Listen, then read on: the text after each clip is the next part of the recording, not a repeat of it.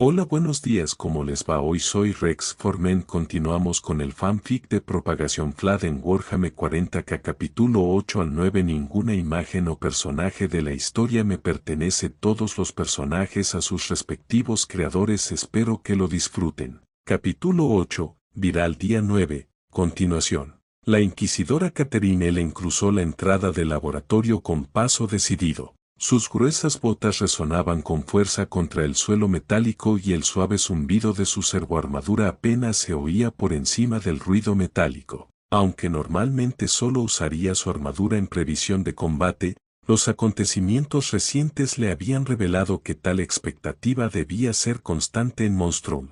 Si bien aún no se había intentado, sabía muy bien que a la corte del gobernador planetario, Selvig Monstrum, cuya familia dio nombre al planeta, nada le gustaría más que verla sufrir un desafortunado accidente. Muchas cosas le habían salido mal a Catherine Ellen en los últimos meses. Había venido a Monstrum originalmente para reunir un ejército para hacer frente a una amenaza que requería una gran fuerza de guardias. En eso, lo había logrado, pero la flota que pretendía transportarlos a su destino nunca llegó antes de que azotara la tormenta de disformidad. La nave en la que ella misma había llegado también había zarpado poco antes, dejándola varada en la superficie del planeta hasta que amainó la tormenta. Y, sin embargo, ese fue solo el comienzo de las frustraciones. Si bien al principio la corte de Selvig la había recibido con amabilidad y cortesía, mostrándole el debido respeto y temor, poco a poco se habían ido volviendo más audaces. Ni delante de ella, nunca delante de ella, pero no eran tan hábiles en el subterfugio como para que no pudiera comprender qué estaba sucediendo. Se estaba gestando un Aribualte. Quizás se debía a su presencia y a su exigencia de 20 regimientos de guardias tomados de la FDP local, o quizás era algo que llevaba mucho tiempo gestándose bajo la superficie. Purilla, la psíquica que Ellen mantenía en su séquito, había afirmado que el hedor de la disformidad era insoportable en este mundo, pero Ellen no había pasado por alto que las creencias de sus subordinadas solo habían surgido después del azote de la tormenta de disformidad.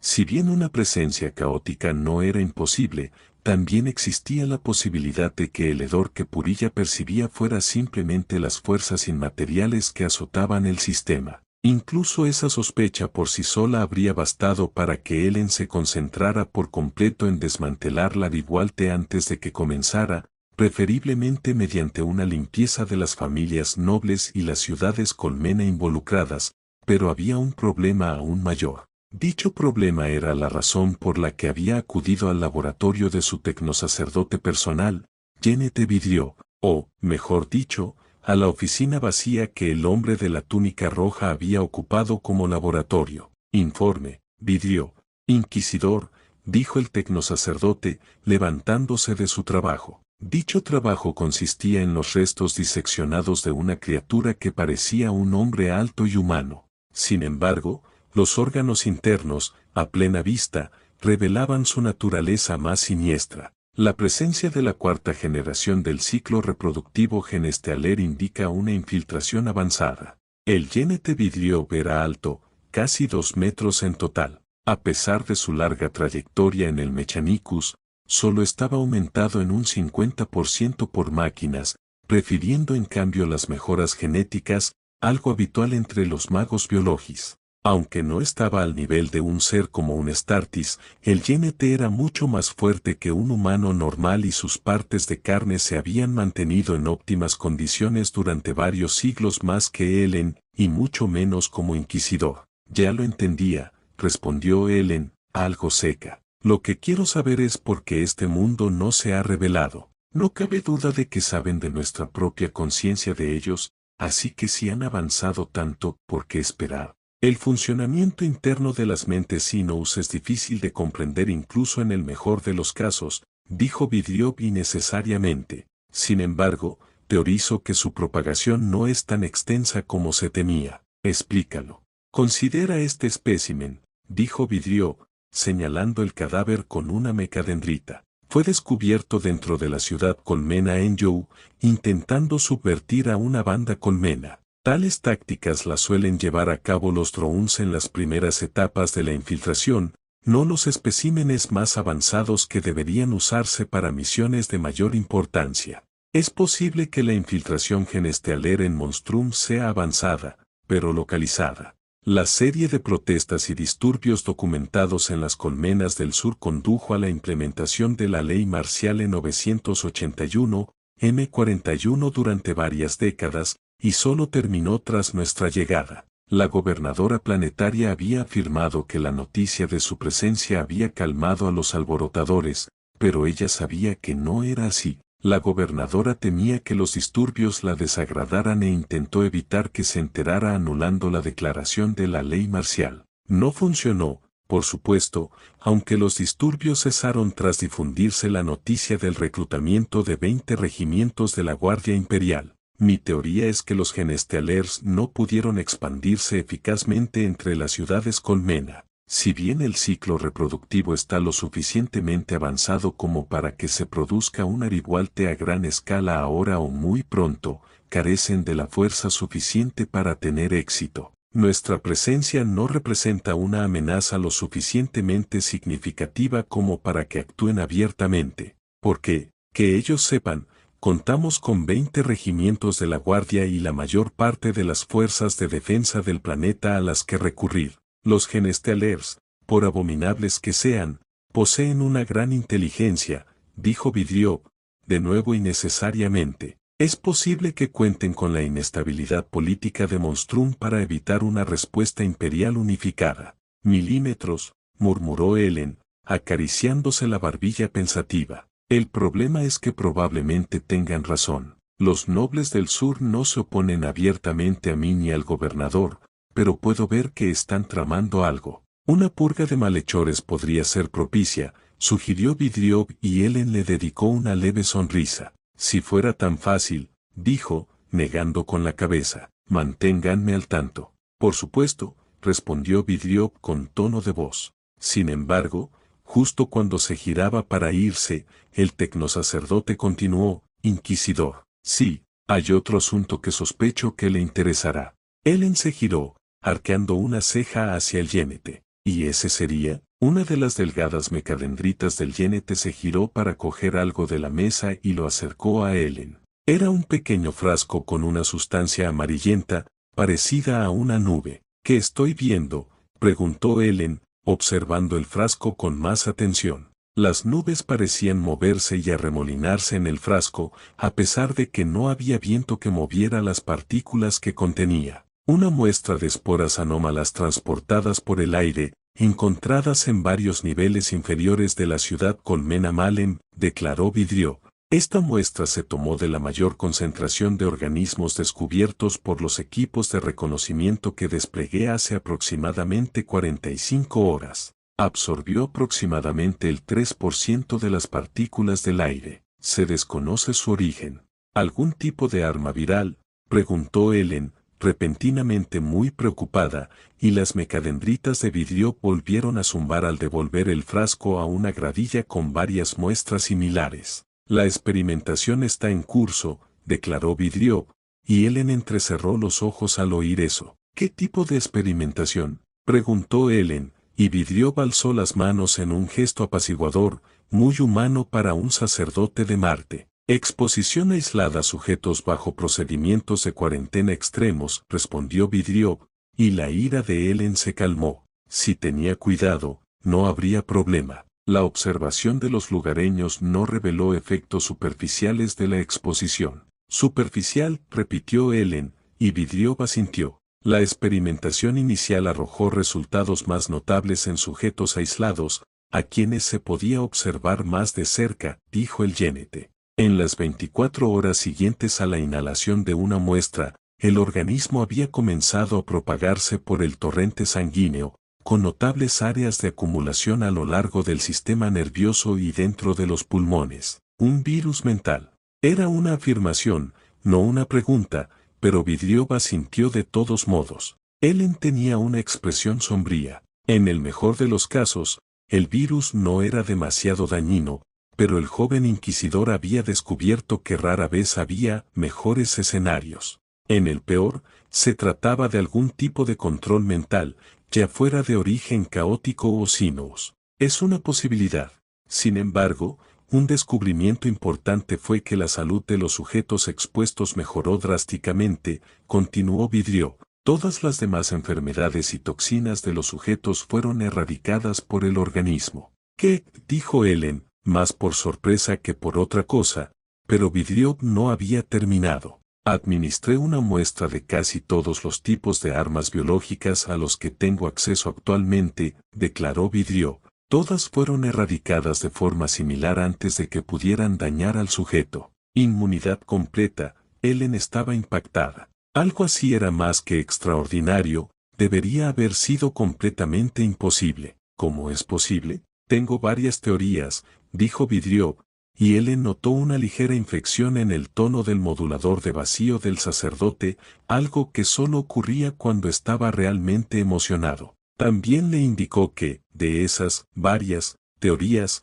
había una que creía absolutamente cierta. Cuéntame. Aunque esto podría ser de origen genestealer, la biomasa utilizada en las esporas no es de fabricación tiránida, dijo Vidrio, disipando solo un poco los peores temores de Ellen. Teorizo que este organismo no es de origen sinus. ¿Crees que la humanidad creó esto?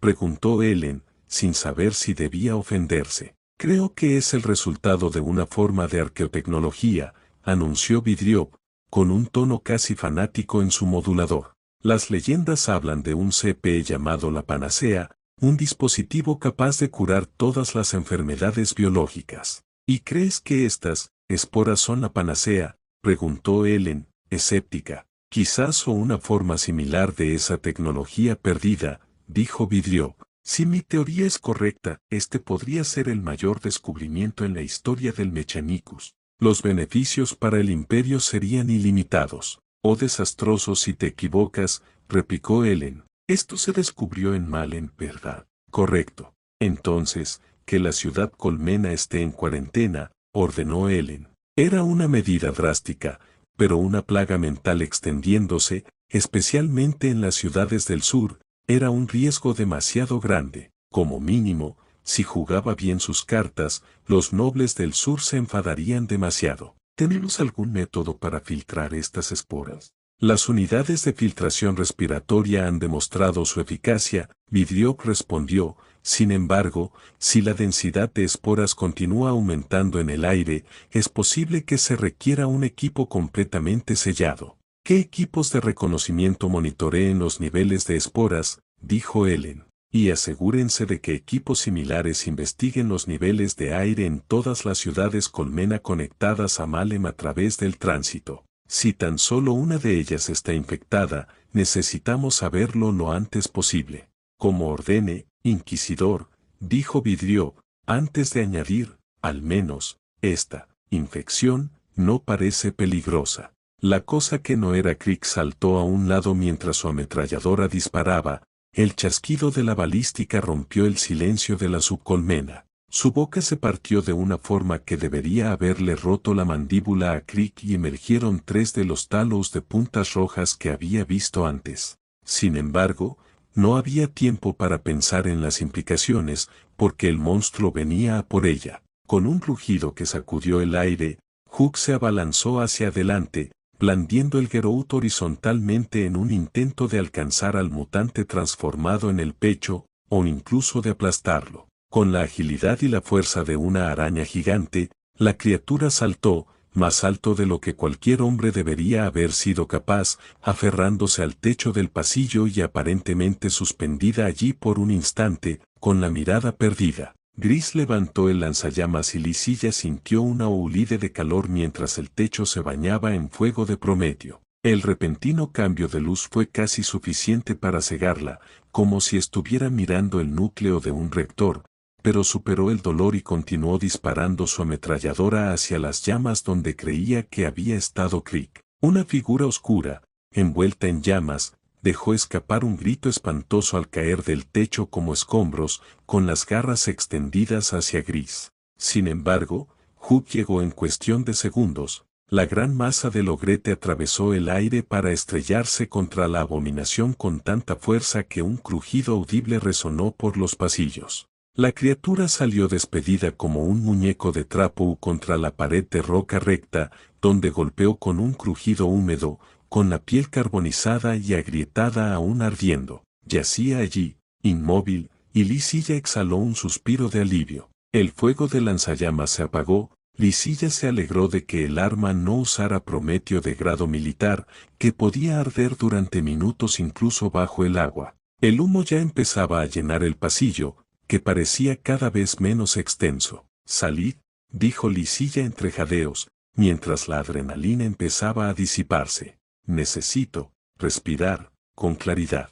Hugh fue el primero en salir del humo. Sus largas zancadas lo llevaban mucho más rápido que los demás, pero también se ahogaba y jadeaba con mucha más fuerza que ella. Solo Gris parecía inmune al humo, y ella envidiaba su máscara. Tendría que conseguir una para la próxima vez. Se quedaron un rato en la parte más despejada del pasillo, recuperando el aliento, pero vio a Gris mirando hacia el humo persistente, con el lanzallamas aún listo. «Está muerto, Gris», dijo Lisilla, tras controlar un poco la respiración. «¿Qué era?», preguntó Hugh, con un tono sincero de perturbación. «Parecía Crick». «No lo sé», respondió Lisilla, «pero el jefe querrá saberlo». «¿Viste esos talous en su boca?». «Los viste en otra cosa antes, una especie de liana de carne». Gris se giró y la miró, aparentemente confundido. Era el último error que cometería. Un zarcillo, cubierto de piel carbonizada que se desprendía rápidamente y afiladas protuberancias de hueso,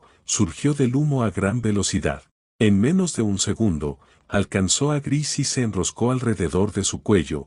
Los huesos afilados atravesaron su máscara para encontrar asidero en la carne que había debajo. Lisilla abrió los ojos de par en par, pero no pudo hacer nada antes de que el zarcillo tirara y, como el remolino de una espadasierra, los huesos atravesaran carne y arterias en un instante. Gris se desplomó, con espasmos, mientras una cascada de sangre lo vertía por el cuerpo. El lanzallamas se le cayó de las manos y cayó al suelo con estrépito. Emergiendo del humo tras él, con el zarcillo retrayéndose lentamente, el monstruo se arrastró hacia adelante. Su piel ennegrecida estaba agrietada y desprendida en pedazos. Lo que una vez fueron los ojos de Crick se habían reventado por el calor y se habían cauterizado. Su boca estaba sellada por carne derretida que se había enfriado. Aún así, resistió, y estaba furioso. Un sonido parecido a un grito salió de él, pero estaba deformado por el daño recibido y amortiguado por la falta de boca. Sin embargo, eso solo sirvió para hacerlo aún más horrible de oír.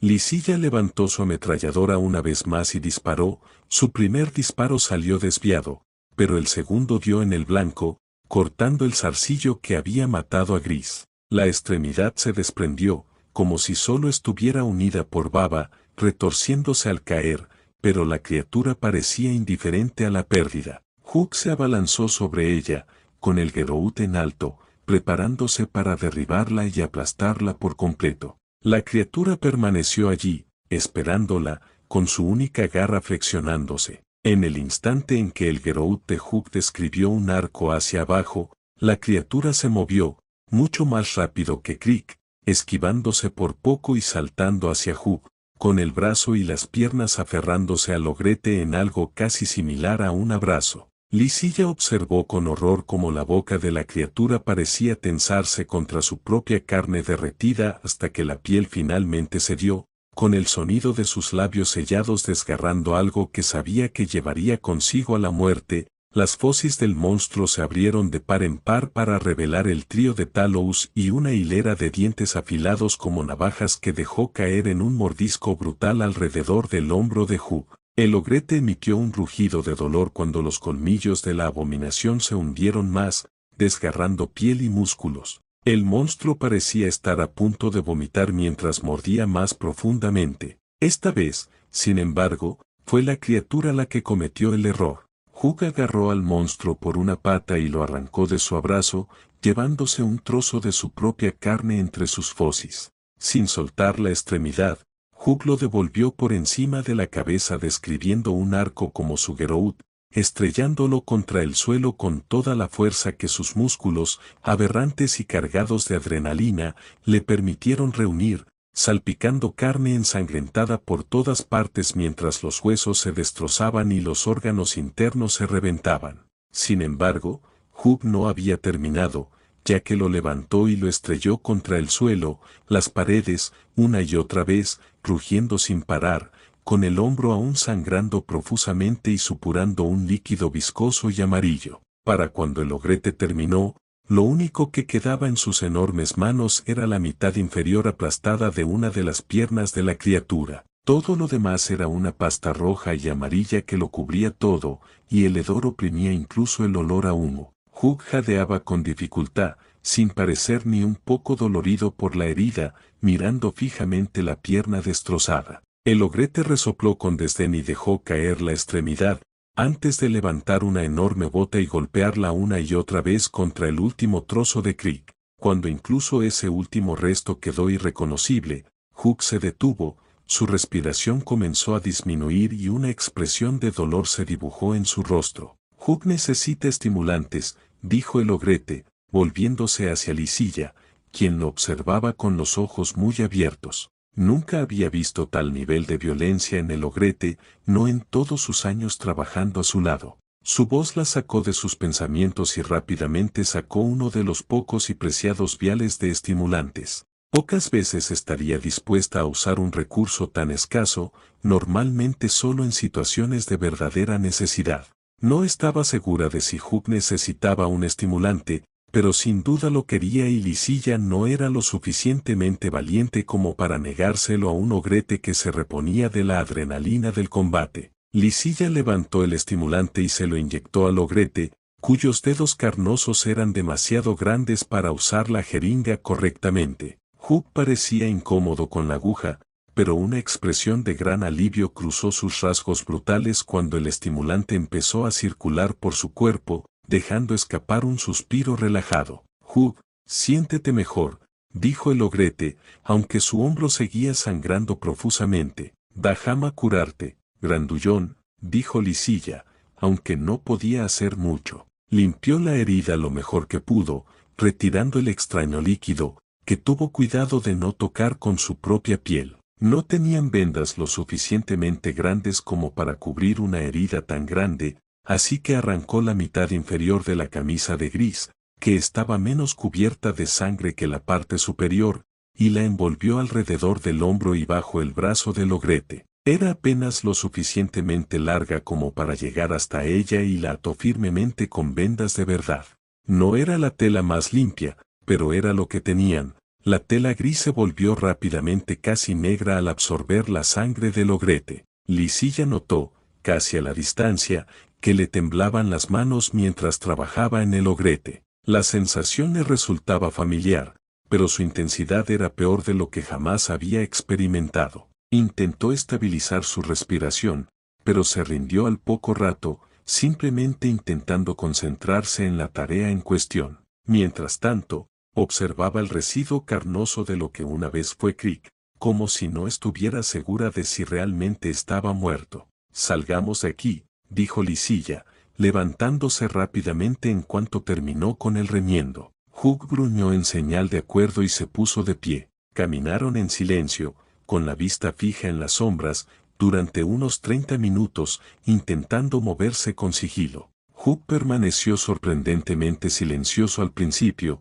pero con el paso del tiempo empezó a jadear, cada respiración sonando más trabajosa que la anterior. Hugh se siente cansado, dijo finalmente el ogrete. Lysilla frunció el ceño, preguntándose si esa cosa tendría algún tipo de veneno en los colmillos. Aunque Crick nunca lo tuvo, quién sabía qué cambios habrían ocurrido bajo la piel, además de los que había sobre ella. Había hecho todo lo posible por el ogrete y no había visto nada inusual en su herida, pero quizás el ogrete simplemente se había esforzado más de lo habitual. Le conseguiría a Hugh toda la ayuda posible a su regreso.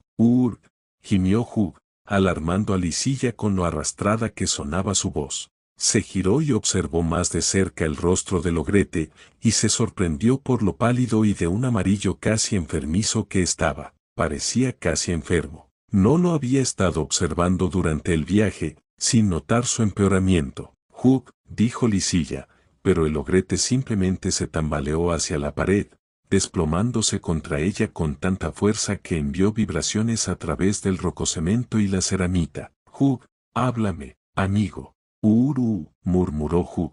Tenía el rostro decaído, los ojos entrecerrados como si estuviera a punto de quedarse dormido. Habría pensado que solo estaba exhausto de no ser por el cambio de piel. Tyyyyydu, suba allí, Sluip.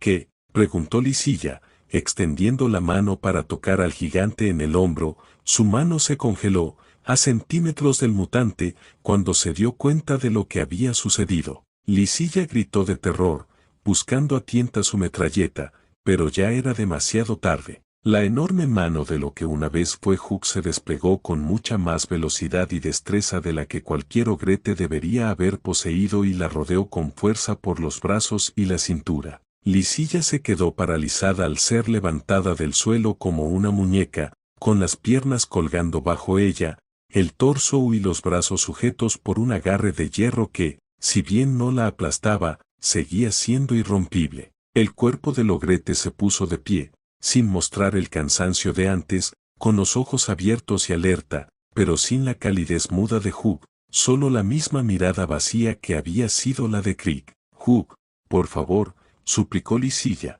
sin saber si aún quedaba algo del ogrete. En cualquier momento, esperaba sentir la mano apretarla y aplastarla, huesos y órganos explotando como Crick. Hugh inclinó la cabeza, casi como si comprendiera sus palabras, y una chispa de esperanza se encendió en ella. Esta se apagó al oír hablar a la criatura. Era la voz de Hugh, pero no era el ogrete quien hablaba. Hugh está indispuesto por el momento, dijo la criatura, y fue un extraño horror, además de todo lo demás, oír una voz tan profunda y lenta hablar con tanta elocuencia. Creo que se merece el descanso, ¿no crees? Quiso gritar Lisilla, pero se atragantó. El ogrete la miró con una expresión incomprensible en el rostro de Hugh, antes de darse la vuelta y alejarse llevándola de la mano, caminando de vuelta hacia el lugar de donde habían venido. No, no, no, gritó Lisilla, con lágrimas corriendo por sus ojos. Sus piernas se lanzaron contra el mutante y patearon,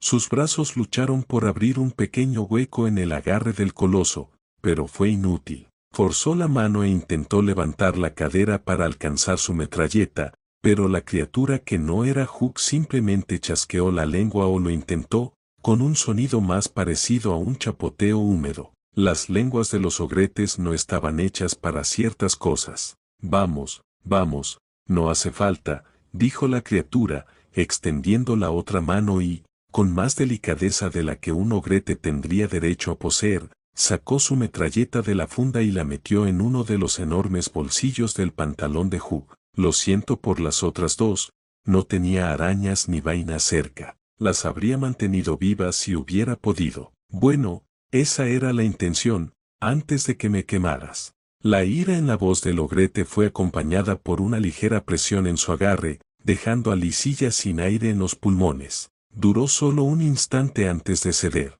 Lisilla inclinó la cabeza, susurrando palabras de súplica entre sollozos, rezando por primera vez en 7 años. Pidió, suplicó al dios emperador que la salvara, intervenir y destruir cualquier monstruo. Esto era. Prometió que se uniría a la guardia como se esperaba de ella, que viviría su vida con absoluta devoción, si él la salvaba de ese monstruo. Pero nadie respondió. Aquí estamos, dijo Hugh tras un corto paseo. Lisilla levantó la vista, conteniendo las lágrimas, pero no veía nada. Las lámparas estaban apagadas y reinaba la oscuridad. Apenas podía ver la mano que aún la sujetaba con su férreo agarre y casi no oía nada. Incluso la respiración agitada del ogrete transformado era contenida. Entonces, oyó el correr, el tap-tap-tap de unas piernas pequeñas y delgadas que golpeaban rápidamente la roca, acercándose cada vez más. Intentó seguir rezando,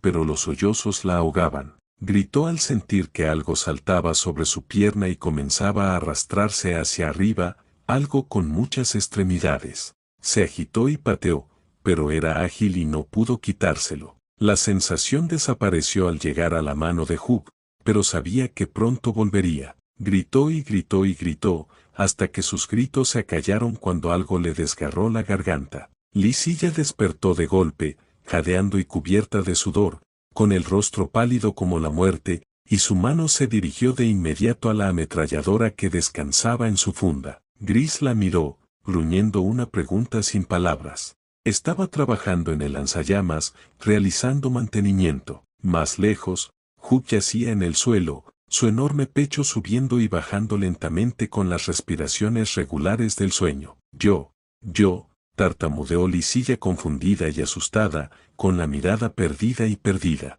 ¿Qué fue? Gris volvió a gruñir, sacudiendo la cabeza con irritación. Solo era una pesadilla. La comprensión la golpeó como una ráfaga de aire caliente y se desplomó contra la pared, intentando controlar la respiración mientras se reía. Todo había sido un sueño. Hugh y Gris estaban vivos, y Crick probablemente andaba merodeando por ahí, pero ¿qué había pasado realmente? Los recuerdos la inundaron. Habían ido a investigar informes extraños sobre la expansión de las avispas. Resultó que 2 nuevas colmenas de avispas se habían instalado en la zona, además de la antigua. Era inusual, sí, pero nada grave. Algo fácil de solucionar o simplemente ignorar. Nada que ver con su sueño. ¿Cómo? ¿Cómo qué? El contenido del sueño ya se estaba desvaneciendo de su memoria, y negó con la cabeza, riendo un poco ante la puerilidad de una pesadilla que la ponía tan nerviosa. Menos mal que Crick no la había visto o se estaría burlando de ella el resto del viaje de vuelta. Despierta, Hugh, le dijo a Gris, quien asintió. Encontraré a Crick. Deberíamos ponernos en marcha pronto. Lysilla se levantó y se estiró, preguntándose si había dormido de forma extraña. Le dolía el cuello de forma extraña, pero con solo girar la cabeza un par de veces, la extraña sensación desapareció. El jefe estará contento, le dijo con una sonrisa irónica a Gris, quien gruñó afirmativamente. No sé por qué está tan preocupado. Nunca hay nada nuevo en la subcolmena. Capítulo 9. Ascensión de IA-10. Tait consideró los eventos del día anterior. Había estado evitando pensar en el tema por un tiempo. No le gustaba el dolor. Es más, como Vlad, creía ser completamente inmune a él. Los Vlad lo eran, después de todo, o siempre lo habían parecido. Ciertamente, nunca antes había sentido dolor por daños en sus formas Vlad. Pero, cuando el cuerpo secuestrado de Crick fue envuelto en llamas, Tait sintió el fuego quemándolo, su carne carbonizándose y agrietándose. No la carne de Crick, sino la suya. Nunca había sentido algo así, ni en esta vida ni mucho menos en la anterior. Había sido tan intenso que lo cegó, lo hizo. No, eso no era cierto. Había tenido el control todo el tiempo. No hubo una reacción instintiva, ninguna orden de los Vlad que le exigiera matar. Había sido herido y había querido matar a quien lo lastimó, para hacerle sufrir a cambio. Incluso después de que el cuerpo de Crick quedara reducido a pepile, lo cual le dolió casi tanto como la quemadura, esa ira permaneció en él. Fue lo que lo volvió tan vengativo al tratar con esa mujer, Lysilla. Había estado furioso y había arremetido. Entonces, ¿por qué, después de todo eso, ahora sentía nada? El recuerdo del dolor seguía ahí. Si lo deseaba, incluso podría volver a experimentar la sensación, aunque no estaba loco ni tenía la curiosidad suficiente para quererlo. Lo mismo ocurría con la ira que había sentido, la rabia concentrada. En retrospectiva, no era la primera vez que algo así sucedía. Al recordar a los trabajadores de la fábrica, los hombres y mujeres que había asesinado involuntariamente para ganar pensamiento y forma, se sentía pequeño, desconectado. Sin embargo, después de lo sucedido con Jazz, se sentía abatido, casi deprimido. Lo había descartado simplemente porque no había sido consciente cuando mató a esas personas, no había sido consciente de ello, pero ahora veía lo poco que tenía sentido. Tenía todos los recuerdos, después de todo, todas las experiencias. Pensó en Jazz, en el hombre al que había ayudado a entrar en la otra vida que le aguardaba, y descubrió que sentía poco. La culpa por no preservar su vida, la preocupación por lo que experimentaría el alma del hombre, ese extraño pensamiento de que se había metido con algo precioso y privado, nada de eso parecía estar saliendo a la superficie. ¿Qué estaba pasando? ¿Por qué ya no podía sentir esa ira? ¿Por qué había sentido el dolor del cuerpo de Crick, pero no el de ninguna de las otras bioformas que habían sido dañadas en los últimos días? Taid se dio cuenta de que podía sentir algo después de todo. Curiosidad. La curiosidad de un observador, interesado en lo que sucedería después, pero desconectado de los eventos que estaba observando. En ese momento, Taid no se centraba en ninguna forma de Vlad ni en ningún alterado. Aún era consciente de todos ellos, su mente seguía realizando una infinidad de tareas en una especie de piloto automático, pero Taid aún mantenía cierta separación del Vlad, de la misma forma que su cerebro lo hacía de los dedos. Su atención se centró en una única forma de combate, una araña que había infectado hacía varios días y que ahora vigilaba en silencio uno de los muchos pasillos que conectaban con su guarida. Uno de los dos largos tentáculos se movió lentamente, desarrollando una punta de hueso similar a una lanza, aunque redondeada, lo que la hacía inadecuada para el combate. Con movimientos cuidadosos y cautelosos, el hueso flotó a centímetros de la carne de la araña, justo donde Taid sabía que se encontraba un pequeño grupo de receptores de dolor.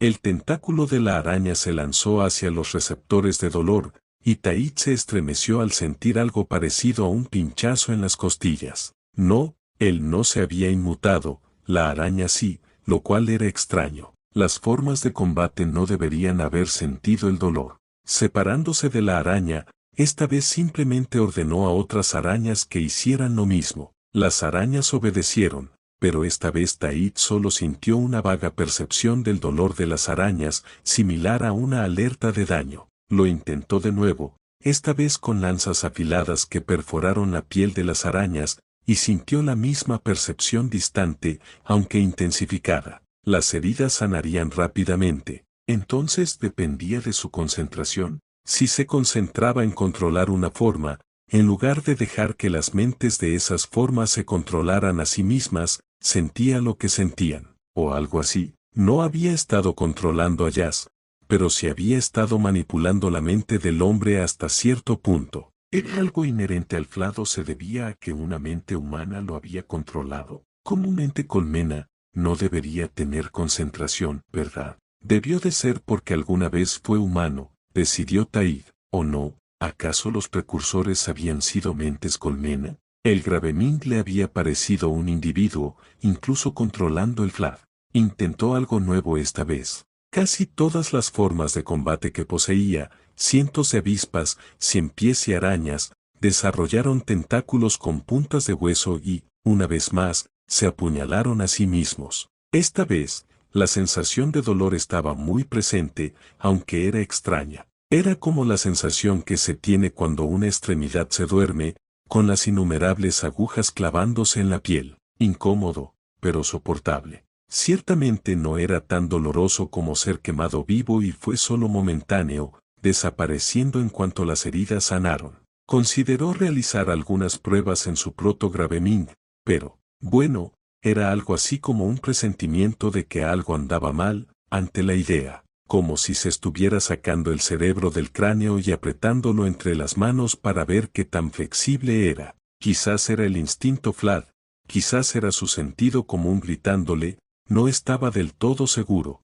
pero no lo pondría a prueba. Por lo que podía ver, cuando sus pensamientos se dispersaban entre sus formas, cuando no estaba concentrado en ningún individuo dentro de su ser colectivo, lo mismo ocurría con sus emociones. Sentía dolor, pero ese dolor se compartía en innumerables mentes, lo mismo ocurría con su ira y su tristeza. La excepción ocurría cuando concentraba la mayor parte de su mente en un solo cuerpo. Si bien tenía control absoluto sobre cada forma Vlad, hasta la más diminuta espora Vlad que flotaba en el aire, no era como si controlara cada acción que realizaban. Era como respirar, decidió Taid. La mayoría de las veces, simplemente ocurría sin que necesitara pensar en ello. Un proceso automático. Sus formas Flat podían respirar, patrullar, cazar, incluso luchar y matar sin que él necesitara pensar en las acciones que debían tomar en cada momento. Pero al igual que con la respiración, podía pensar en ello y tomar el control. No era una analogía perfecta, ni mucho menos. Para los humanos, no era posible simplemente contener la respiración hasta dejar de respirar. Podía hacer que sus formas de combate dejaran de respirar si quería, aunque ya no necesitaban respirar para funcionar. De igual forma, podía alterar los procesos básicos a su antojo, hasta un punto mucho más complejo que simplemente la forma de respirar. ¿Tenía sentido? No estaba seguro. Bueno, no era como si alguna vez necesitara explicárselo a alguien. Cuando tomó el control directo del ogrete, Hugh, su ira se concentró en esa únicamente. La rabia y el dolor animalescos de Crick al ser quemado vivo se concentraron de forma similar en esa únicamente. Así como su incomodidad se tradujo en la mente de la araña y la tristeza y el asco en la mente secuestrada de Jazz. Había una prueba más que debía realizar para estar seguro. Tomó el control directo de uno de los muchos cadáveres que descendían lentamente por los niveles de habitáculo hacia su proto mental grave. Entonces, pensó en los asesinatos de los obreros de la fábrica, su trampa en la galaxia de 40K, el hecho de que nunca volvería a ver a sus seres queridos. Había sido un error. Después de analizarlo, Tait repasó los ejercicios de respiración que había aprendido en su vida pasada. La idea de que tales cosas pudieran funcionar en este caso era, bueno, en este caso, lamentablemente insuficientes. Por eso no estaba solo al hacerlo. Bueno, lo estaba, pero también no. Tomó a 1000 alterados fallecidos que habían llegado a su guarida y los separó en una cámara adyacente. Dicha cámara estaba llena de una gran cantidad de chatarra que había sido arrastrada recientemente por formas de combate con el propósito expreso de que los fallecidos la golpearan brutalmente. Era uno de los varios mecanismos de afrontamiento que estaba probando, la mayoría de los cuales eran menos violentos y con distintos grados de efectividad.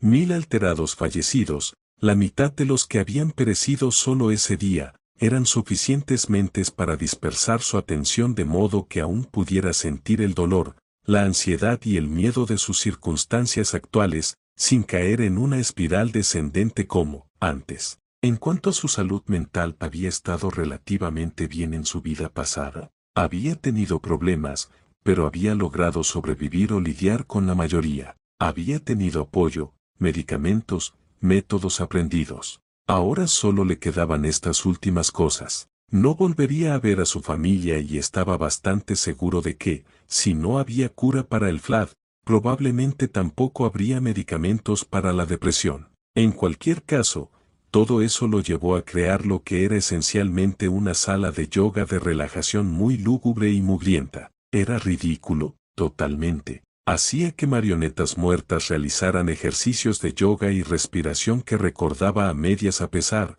notablemente, de estar muerto. Era un desastre, totalmente también, pero lo llevaba mucho mejor que todo lo demás. Una parte de él quería retirarse para siempre al rol de observador más objetivo, aunque solo fuera por su propia protección. El peligro de dejarse llevar por las emociones cuando tenía el potencial de acabar con innumerables vidas era, bueno, al menos no podía criticar el razonamiento. Sin embargo, sabía que, si lo hacía, se estaría separando de una parte importante de sí mismo. Le gustaba tener emociones, a pesar de lo que una versión mucho más joven, de sí mismo, de secundaria, podría haber intentado recuperar en su fase de Elor. No quería perder eso, sobre todo porque temía en que se convertiría si lo hiciera. Ahora mismo, su principal motivación era la supervivencia. ¿Qué pasaría si, en su estado de insensibilidad, decidiera que exterminar a toda otra vida,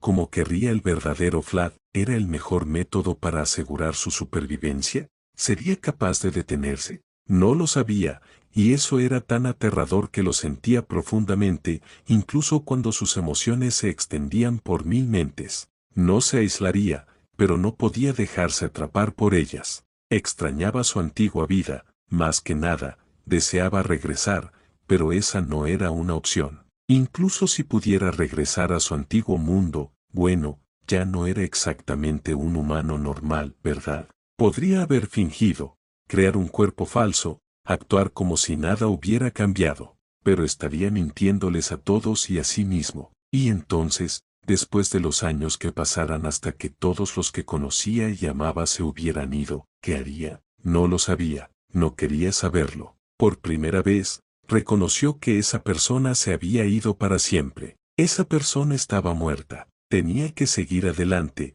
sin olvidar, pero sin fingir más. Él era Taif, él era el Flav.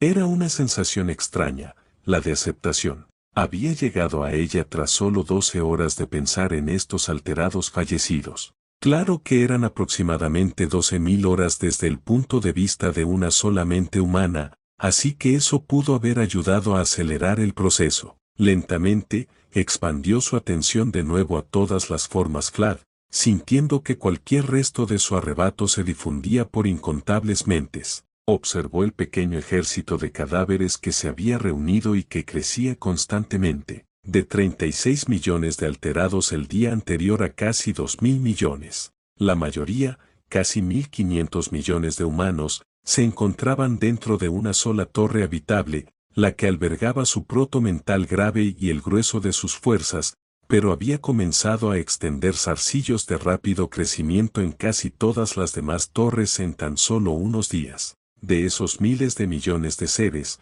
los muertos eran suyos para reclamarlos. Se abrieron paso hacia abajo, tomando las mejores rutas disponibles para ellos, frecuentadas solo por aquellos cuyos ojos eran los de Taid para apartar. Entraron poco a poco, casi como filas de hormigas, marchando ante su proto mental grave. Casi 80.000 hombres y mujeres muertos, jóvenes y viejos, sanos y decrépitos, estaban en filas perfectamente ordenadas alrededor de su guarida y a lo largo de las cámaras adyacentes, los pasillos y los niveles tanto superiores como inferiores. No había matado a estas personas, pero tampoco las había salvado. Aunque había erradicado enfermedades en aquellos a quienes alteró, no queriendo ninguna posibilidad de que cierto dios de la plaga ganara terreno en esta ciudad si era posible, no había detenido las muertes que habían resultado de las vidas que se vieron obligados a llevar. Accidentes, edad, asesinato. Había dejado que todo sucediera. Había usado a 1.000 de ellos para calmarse, pero se había abstenido de agregar a los que quedaban a su proto mental grave. Se abstuvo de imponerse al estado de un verdadero grave Ming. Seleccionó a 10.000 de ellos, hombres y mujeres muertos que todos parecían adultos jóvenes, personas que probablemente habrían vivido 1 o 2 décadas más en este mundo horrible si no hubieran muerto ya. Algunos habían sido pandilleros de la colmena, otros habían sido ejecutores de la PDF, pero la mayoría simplemente habían sido trabajadores de fábricas. Los llevó ante su proto mental grave y transfirió sus recuerdos, sus experiencias, todo lo que eran al propio conocimiento del Flav. Aunque su biomasa no se integraría en su proto y, por lo tanto, no añadiría su intelecto al suyo, jamás perdería el recuerdo de quiénes eran. El torrente de información, mayor que cualquier otro que hubiera experimentado en mucho tiempo, no fue tan doloroso como creía. Se sentía natural, correcto. Con el consuelo de saber que su recuerdo jamás sería olvidado, Taid contempló los restos vacíos que quedaban. Estos serían sus marionetas, sus manos en la sociedad que vivía arriba. Sus cuerpos parecerían humanos, tanto por fuera como por dentro. Solo una búsqueda microscópica revelaría que eran diferentes. Serían sus soldados, sus espías, aquellos a los que podría dedicarse sin preocupaciones ni culpa. La mayoría de los títeres regresaron, cada uno para comenzar una nueva vida. Sus rasgos, al igual que sus cuerpos, habían cambiado sutilmente para que nadie que los hubiera conocido los reconociera.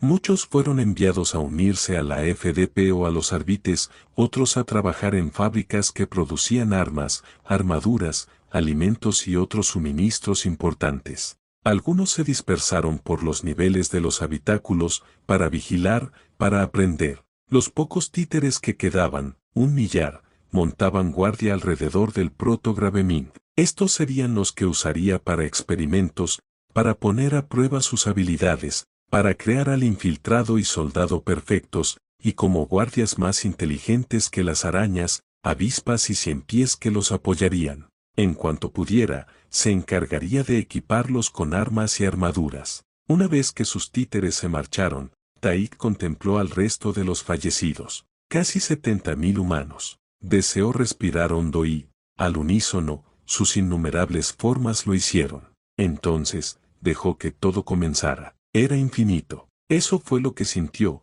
al menos por un momento. Hubo un ligero retraso, por extraño que fuera usar esa palabra, en sus sensaciones mientras 70.000 cuerpos se transformaban en biomasa bruta y grupos de neuronas. Muchos se convirtieron en menos, en uno solo. La sensación lo abandonó rápidamente y se dedicó a estudiar su nueva forma. El Gravemind extendió sus tentáculos, de varios kilómetros de largo cuando se desplegaban, buscando cada rincón y grieta de la subcolmena a su alcance. Su inteligencia, su poder se habían expandido enormemente, además de su tamaño. Sintió que la intensidad de su control también se había potenciado enormemente. Donde antes había tenido que dedicar una parte de su mente a contener constantemente los impulsos voraces del Vlad, ahora sentía que esos instintos habían cambiado para estar en consonancia con su voluntad, no frenados por ella. El Vlad ya no era manejado como una herramienta, sino como parte de él, una extensión natural. Había tantas cosas nuevas que explorar sobre sí mismo que casi se sentía abrumado, y solo su mente enormemente expandida le permitió comprenderlo todo tan rápidamente. Si bien algunas incluían nuevas herramientas que serían directamente útiles en el ámbito militar, lo que más le interesaba era su mayor comprensión de la física neuronal. Su capacidad para captar señales de radio había aumentado considerablemente. Además, había descubierto algo nuevo, señales que se enviaban por todo el planeta. Aún no había logrado descifrarlas, ya que estaban codificadas, pero sospechaba que se trataba de la tecnología de la nosfera del Mechanicus. Si encontraba la manera de acceder a ella, podría tener un método alternativo para infectar a los tecnosacerdotes, aunque aún quería sus partes orgánicas. Como creía, había aprendido a lanzar objetos a través de otra dimensión utilizada por los precursores, aunque esto tenía sus inconvenientes. El alcance, incluso con su tamaño actual, era insuficiente para cualquier cosa más allá de los viajes interplanetarios, y el objeto más grande que podía lanzar era aproximadamente del tamaño de un contenedor de carga. Además, si intentaba lanzar algo ahora, se estrellaría fuerte. Su precisión no era muy buena. Ese alcance y precisión aumentarían con el tiempo y la llegada de más cuerpos, pero por ahora era solo una herramienta situacional. No cabía duda de que podría alcanzar las otras ciudades colmena, pero una enorme caja llena de esporas atravesando paredes no era precisamente sutil. Podría intentar enviarla a las subcolmenas de las otras ciudades, pero sin ojos que lo guiaran desde dentro, fallaría o, más probablemente, terminaría dentro de roca sólida. En el peor de los casos, terminaría en una zona pública y sería descubierto. No era un riesgo que pudiera correr en esta delicada etapa, aunque era posible que no tuviera muchas otras opciones en los próximos días. Incluso antes de su ascenso a Gravemind, sabía de la creación de los alterados en el extremo norte de Monstrom. Su crecimiento era extraño y sugería la existencia de otro agente. Había 100 en proceso de alteración. Si bien su infección aún no había crecido lo suficiente como para que pudiera secuestrar su conciencia y descubrir qué estaba sucediendo, aún podía percibir vagas sensaciones de ellos. Todos estaban agrupados en una sola zona y no se habían movido mucho de allí. Curiosamente, 10 de ellos habían muerto desde que los vio por primera vez. Normalmente, habría aprovechado la oportunidad para intentar extender su control a esos 10 y crear un proto-Gravemind y comenzar su expansión en otra ciudad. Sin embargo, el hecho de que 100 hubieran sido alterados, el hecho de que ningún otro se hubiera infectado después de la primera tanda, lo hizo sospechar. Si estas personas habían sido infectadas a propósito porque, no sabía si eran los Genestalers u otro grupo, pero podía suponer que, fueran quienes fueran, estaban interesados en él. O, al menos en sus esporas de inundación. Quizás conocían su verdadera naturaleza, quizás solo sabían que las esporas podían infectar a los humanos. En cualquier caso, parecía que querían saber más. Naturalmente, Taib no estaba dispuesto a revelar sus intenciones a un enemigo potencial. Así que, cuando esos 10 perecieron, dejó que las esporas de inundación en esos cuerpos también perecieran, lentamente, como si murieran junto con el cuerpo. Consideró simplemente eliminar todas las esporas de esos alterados, pero decidió que era una mala idea.